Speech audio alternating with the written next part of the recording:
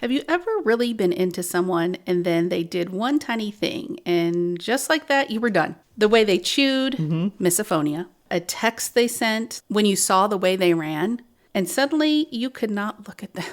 We all laugh about the ick. The internet is actually full of it right now, but nobody ever stops and asks, what is that? Why does the whole body just slam on the brakes over something so small? Today, Suzette is going to explain what the ick actually is in your brain and why it's happening, when to trust it, and when it might be quietly costing you something good.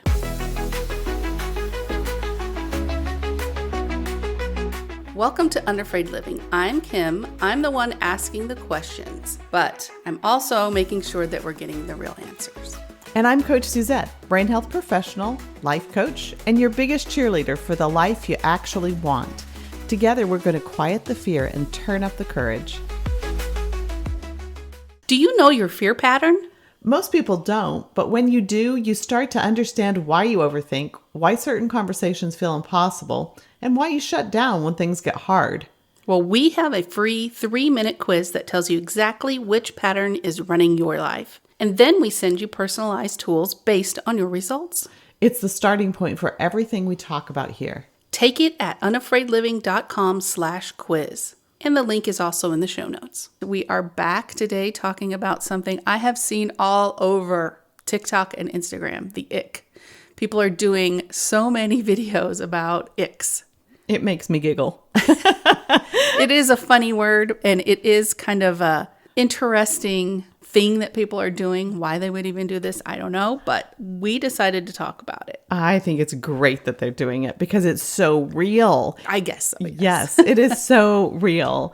I've been married a long time now, but when I was dating, there was a guy, it just made me crack up when I was seeing what you had written about your intro and the chewing part. I literally couldn't go out with a guy because of the way he chewed, and I didn't even know there was a name for it, but misophonia or something. Misophonia. That's so funny. Yeah, he was a doctor. I should have, rethought that one. No, I love that. Sounds terrible. No, I'm very happy where I am. So here's the first thing that I want you to know. The ick isn't us being shallow or dramatic. It's our brain doing protection work as usual. As usual. And it's doing one of the oldest things that it has done, and that's protecting us from the disgust. Oh, interesting. Disgust is one of the brain's oldest protective instincts. So long before it had anything to do with dating, it kept us alive. So think about it, like the stuff that they would find when they were hunting. Oop, don't touch that. Don't eat that. Back away from that. It's an avoidance program that says no really fast before you can really think, because you know that you don't want to be around it. The ick is that same ancient strategy. Back away. It's now just pointed at a person instead of spoiled food or a bad, scary animal. Here's the part that matters, though. Your brain fires that signal below your awareness. I mean, you know that there's an ick, but it's happening before you even realize it's happening. You don't decide to feel the ick. By the time you notice it, your nervous system's already made the call. It's giving you the ick signal. That's why it feels so physical and so sudden and really kind of hard to argue with. Your brain's always scanning, as we've always talked about a lot. But underneath everything, it's asking you the question. What's that question? Am I safe? Yeah. Are you safe? But like you said, it's not always, am I physically safe or am I emotionally safe? Yeah, it might be, am I emotionally safe? So sometimes the answer it hands you actually is, no, you're not safe. You get the ick. Gotcha. Very, very interesting. Okay, what's going on in the brain now? Okay. I know you've got some answers for us. Yeah, the amygdala. That's what? Do you remember? The CEO of the brain? That's the prefrontal cortex. It's the brain's alarm system. Alarm system. Got it. It makes snap judgments. But here, Kim, I want you to feel really good about yourself. It doesn't matter if you know the parts of the brain. It doesn't matter at all. Okay. Right? And I don't really want our listeners to get hung up on it, but people like to know. It's just kind of fun information, facts. Yeah. So it really makes no difference if you know the different parts and what does what. Okay. Okay. Thank you. Yeah, you're welcome. And actually, I kind of like that you don't know. Hey, I'm learning though. Yeah, for sure you're learning. So it makes snap judgments faster than your thinking brain can keep up with. So faster than the prefrontal cortex. That's what your amygdala is doing. It's feeling. That ick is a snap judgment. So disgust, that avoidance emotion, is wired to move you away from something. So that ick feeling, it's like you're going to recoil and go. You're not just saying, nah, I don't like that. No, it's the, ugh. Your body reacts before you're really thinking about it. So it's pretty intense. Mm-hmm. Yeah, it can be, for sure. If the ick is my brain protecting me like it does all the time, does that mean I should always trust it? No. And this is the hard part. But a really important thing that I want you to hear is the ick is information, but it's not always truth. Sometimes it's your gut catching something real that your conscious mind hasn't even named yet. So when your consciousness gets involved, then it can sort things out and decide if it's real or not. So you got to figure out whether it's a red flag or maybe it's an old alarm that's going off. So like when you were little, you were really allergic to something. Ah, yes.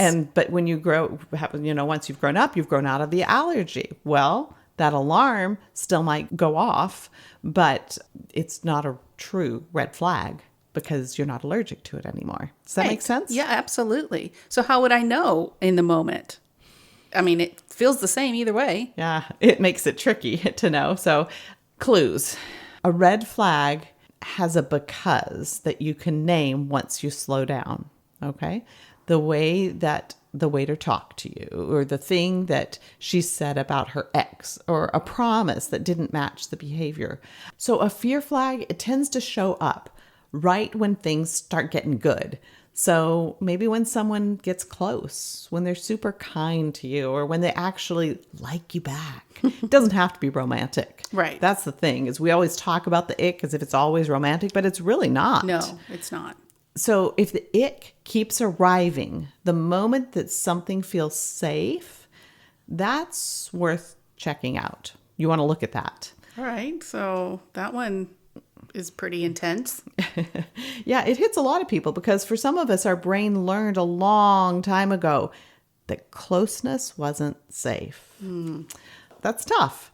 It keeps us isolated, right? So now when someone gets close enough to actually matter, that alarm is going off and it hands you the ick. It's not always that something's wrong with them. Sometimes it's just that your brain is protecting you from something that already happened in the past. You got too close and they betrayed you. Who knows what it might be. In a moment that isn't actually dangerous for moving ahead, because what happened in the past isn't necessarily going to happen. Right. If it were the same person, that might be a different thing. But when it's someone different and they have a reputation of being trustworthy, then moving ahead might be the right thing, even though that little red flag, even though you felt the ick because, got to be careful here. Make sense? Absolutely. It does to me. Okay, so you're talking about sometimes this is an old thing in your brain and you no longer need it. Explain that a little more. Yeah. Let's think about childhood, because so much of what our subconscious does is tied back to childhood unless we've gone through and rewired purposefully. Right. So if in childhood, in your family, anytime that you got in the circle, you got tight in the circle of cousins, then there was a lot of name calling or maybe teasing. That's one that, like, teasing that wasn't all in fun. It had a little bit too much truth in it. It poked a little too hard. So that kind of thing, you're then very consciously aware of, I get close to people and I'm going to start getting teased. I'm going to start getting poked and pricked and ouch. It doesn't feel good anymore. You don't want to be close. Right. Right? It repels when you want to actually be close.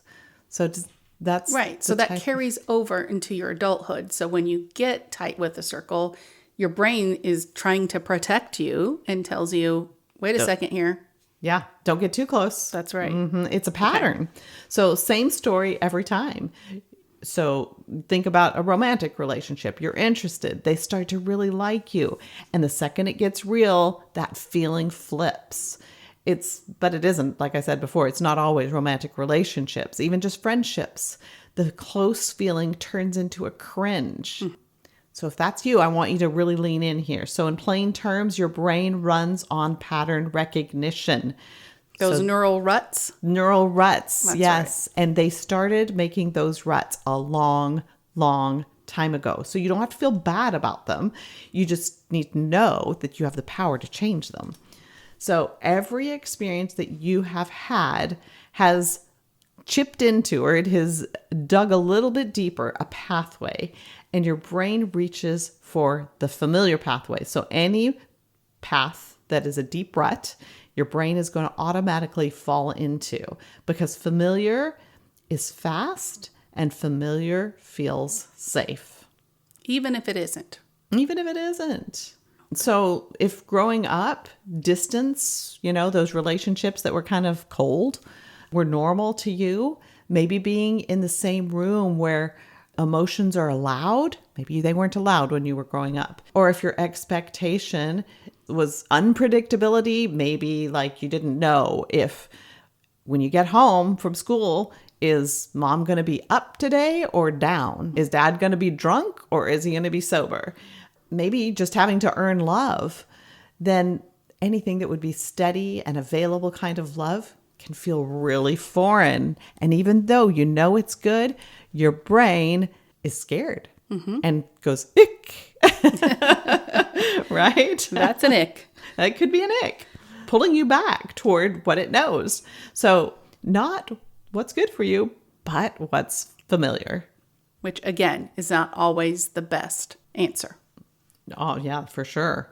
Sometimes it dresses it up and it tells you things like, oh, I'm just not attracted to them anymore. Or I don't really want this relationship, even if it's with a friend. It's like, oh, you find a reason, but really you're just allowing the ick to control you rather than your prefrontal cortex, which is the thinking brain, the one that is the CEO, that has the smarts, that can talk you and some sense into you. Okay, the CEO. Here's an example of how this can make a really big difference in your life and life-changing kind of thing. That it's the reason we want to be careful with the ick, is because we need to know whether it's something we should pay attention to or not. Right. So we were just talking about people who have narcissistic fathers and how so many women who have narcissistic fathers marry narcissistic men, not because they feel good, but because it's familiar. They know how to handle narcissistic men. And so they marry them and then they're sad, right? Big problems happen. So familiar pain is easier to deal with than unfamiliar support. So putting yourself in a new situation that you don't know how to handle yet, even though it's a good situation, your brain might tell you, this is kind of ick. Yeah, this is icky. Here's the important balance. I want to say this really plainly so nobody's misled. Not every ick is a fear flag. I think that's exactly what we've been saying. I just want to say it super clearly. Not every ick is a fear flag. And you should override your gut and let your prefrontal cortex do its job. The point isn't to never trust the ick. You do need to trust the ick sometimes. The point is to learn which ick is yours to listen to and which one is an old story playing on repeat that isn't helping you. And how do you learn that? How do you learn to distinguish between an old problem and a new problem? Well, if you ask yourself the question, you're going to know. So you've got to ask yourself the question, is this an old pattern that I've learned? You're going to know yes or no.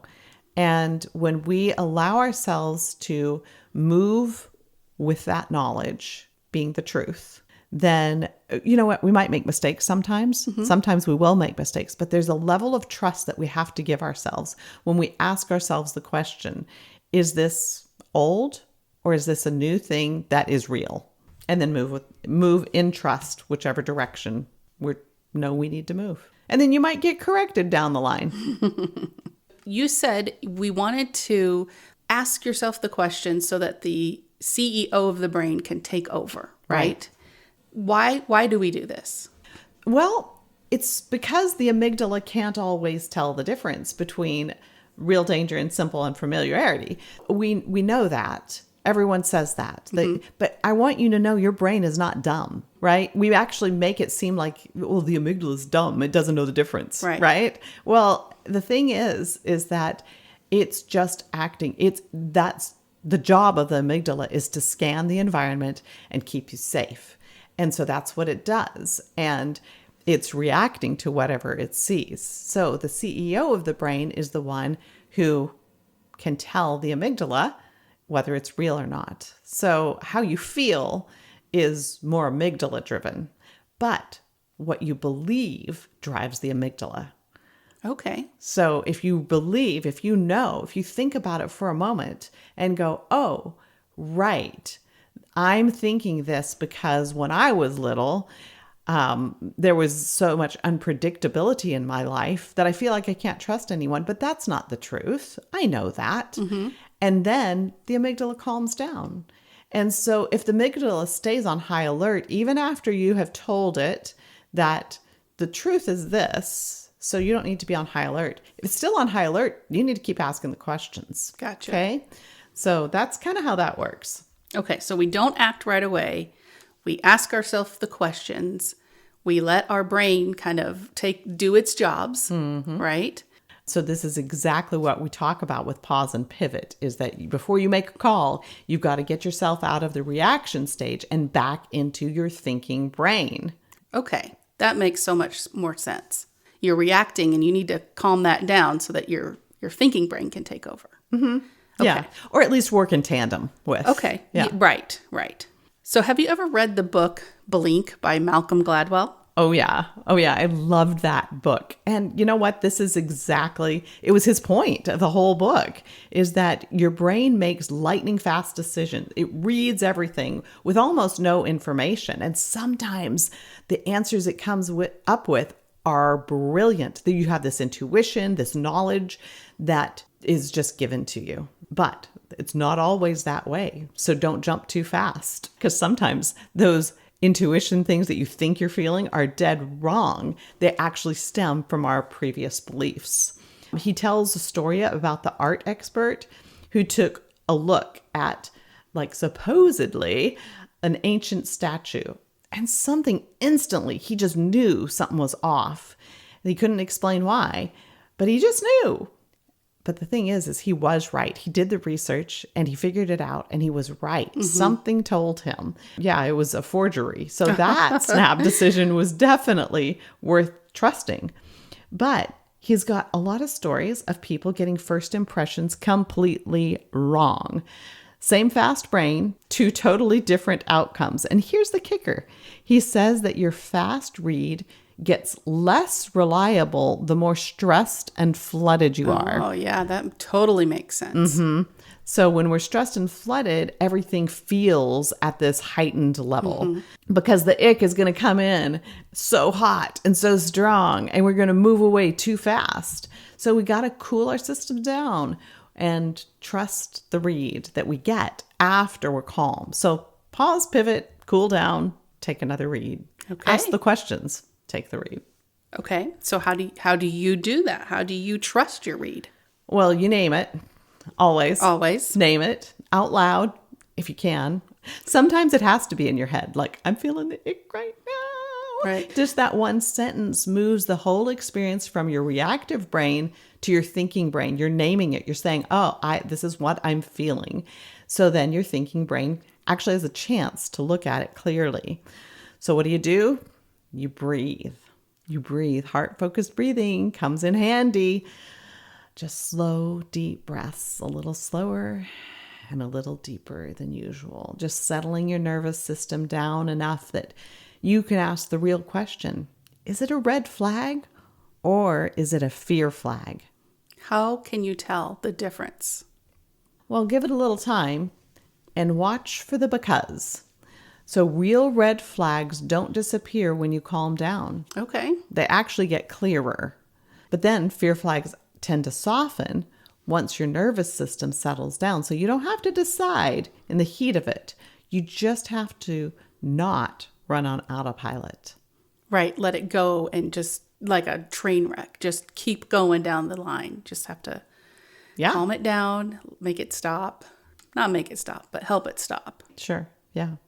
I like that. Red flags get clearer when you calm down, and fear flags soften. Yes. They that's good. That's away. good. Okay. Yeah, you picked up those points there. I didn't even realize how strong those were. I know you have some tools for us. So what's our tools this week? Okay. There's 4 tools, and we've talked about all of them. I think they're pretty well fleshed out in the meat of what we've been discussing. So pause before you pull away. Name it to tame it. Ask red flag or fear flag, and then trust the answer. And know your history. One choice at a time. You will change your brain, and you'll know when the ick is real or when it's baggage from the past. If something landed for you today, share it with someone who needs to hear it. That's how we grow this community. And when you're ready to take the next step, the Unafraid course is waiting for you at unafraidcourse.com. I'd love to coach you through it. Follow us on Instagram, Facebook, TikTok, and YouTube. And don't forget to check the show notes. And remember, your brain is listening. So fear less, keep calm, live more, and listen on.